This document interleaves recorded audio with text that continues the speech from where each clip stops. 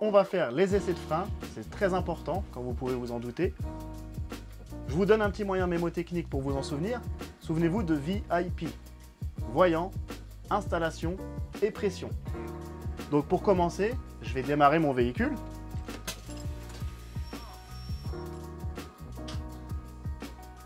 Je signale que je n'ai pas d'anomalie au démarrage. J'ai mon voyant du frein de parc qui est allumé, c'est normal. Mon frein de parc est serré. Je vais régler mon siège, mes rétroviseurs et mon volant. Je vais vérifier la bonne ouverture de mes portes avant et arrière.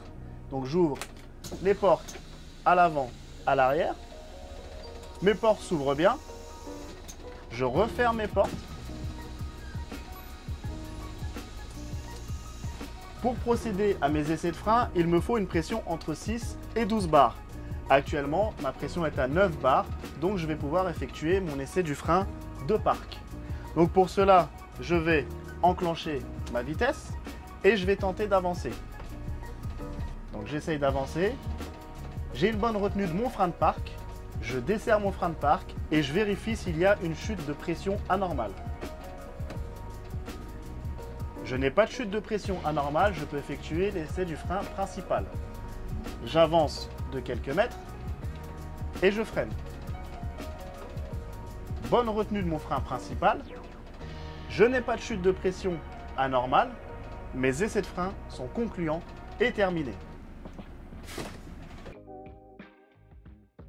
Donc, on vient de commencer les essais de frein par vérifier s'il y avait des anomalies au démarrage. Alors, quelles sont ces anomalies? Il y en a 3. Soit un bruit anormal au niveau du moteur, ou alors une fumée anormale, donc qui signifierait peut-être qu'il manque de l'huile ou au contraire qu'il y en a de trop, ou alors un voyant anormalement allumé. Dans un deuxième temps, j'ai procédé à mon installation. C'est aussi une étape primordiale.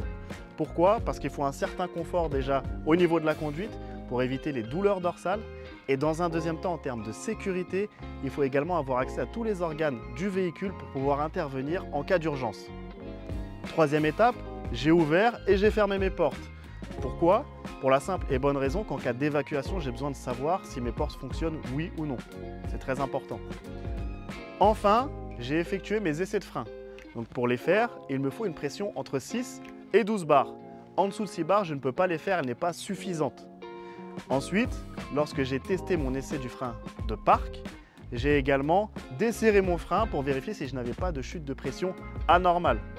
Ça, c'est pareil.